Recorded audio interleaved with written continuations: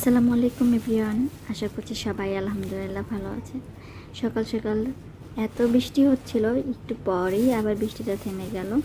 তো এখন হচ্ছে সকালবেলার কাজগুলো গুছিয়ে নিচ্ছি। এগুলো হচ্ছে গতকালকের বাজার, তো এগুলো সব এখন গোছগাছ করে নেব। ভাবলাম আপনাদের সাথে একটু শেয়ার করি।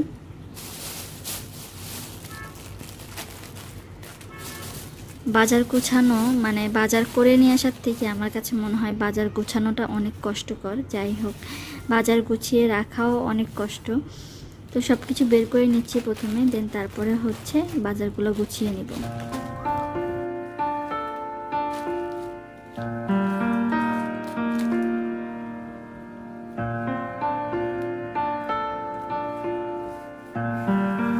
এখানে সংসারের টুকিটাকি যে জিনিসগুলো লাগে, আর জুলাই মাসের পর থেকে তো ওভাবে মাসের বাজার আর করা হয় না, কারণ দেখা যায় তখন একটা এলোমেলো বাজার হয়ে গিয়েছিল। ওই জন্য দেখা যায় যে মাসের শুরুতে আর বাজার করা হয় না, মাঝামাঝিতে বাজারটা করতে হয়। জিনিসপত্র সব শেষ হয়ে যায়, তখন আবার করতে হয়, এরকম।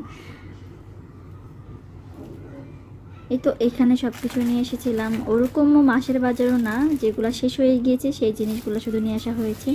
এখানে বাদাম নিয়ে আসা হয়েছিল, আর এই বাদামগুলো আমি এবারই প্রথম কিনলাম, মেবি, আমার মনে নাই। তো দেখি কেমন হয়, একটু ভেজে রেখে দিব, দেখি পরে ভালো লাগে নাকি।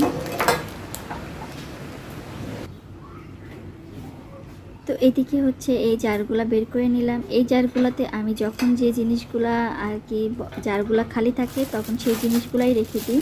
তো ওরকম কোনো ঠিক করে রাখি না যে কি রাখবো। তো ভাবলাম বাদামগুলো যেহেতু নিয়ে এসেছি একটু এয়ারটাইট বক্সে রাখলে ভালো হবে, এই জন্য ভাবলাম এইগুলোতে রাখি।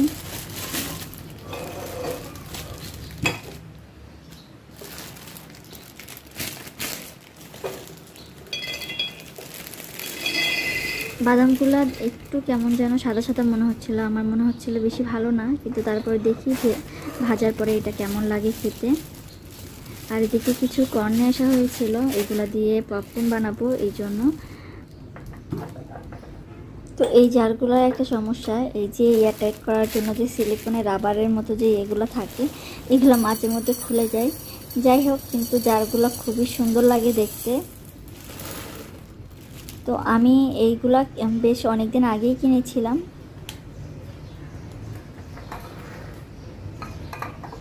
এরপর আর একটা জার নিলাম, নিয়ে এটার মধ্যে খেজুর রেখে দিব। আর খেজুর না আমি সবসময় শপা থেকে কিনি না, দেখা যায় যে একটু বাইরে থেকেও কিনি, যে দোকানগুলোতে সেল বেশি হয় ওইখান থেকে কিনলে দেখা যায় টাটকা খেজুরটা আর কি পাওয়া যায়।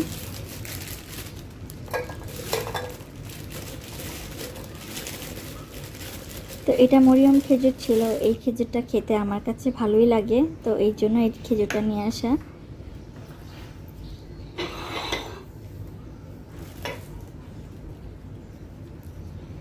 এখন হচ্ছে বাটারটা রেখে দিচ্ছি। আর এই বাটারের এটা কিনে আমার অনেক উপকার হয়েছে। দেখা যায় তো আগে এই কাগজটার মধ্যেই রেখে দিতাম আর অনেক বাটার নষ্ট হইতো। যাই হোক, এখন এই মানে মানে বাটারের ট্রেটা কিনে আমার খুব উপকার হয়েছে। এটা দিয়ে ঢাকনা দিয়ে ঢেকেও রাখা যায়, খাবারের কোনো ঘ্রাণ আর কি যায় না আর কি।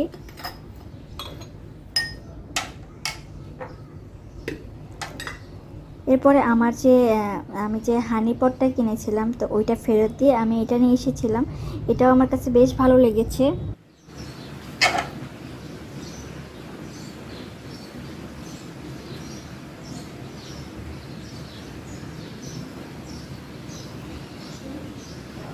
আমার কাছে মনে হয়েছে কাঠেরটা থেকে এটা একটু বেশি সুন্দর, আর এটাতে আবার একটু সুন্দর মানে এয়ারটাইটের মতো হয়ে থাকে, মানে কাঠেরটা যেমন একটু ফাঁকা হয়ে থাকে, এটা আবার তা না। যাই হোক, সবগুলো এখন গুছিয়ে রেখে দিচ্ছি।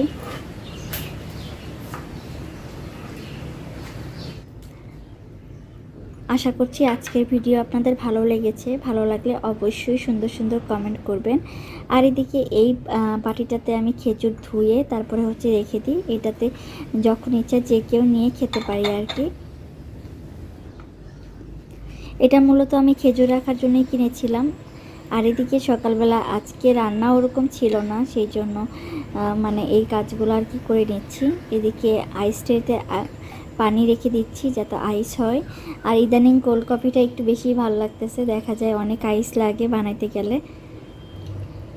আর যেহেতু অতিরিক্ত গরম থাকে দেখা যায় তো কি কেউ মানে একটু ঠান্ডা পানি দিই বা জুস টুস দিই, সেই জন্য আইসটা একটু বেশিই লাগে।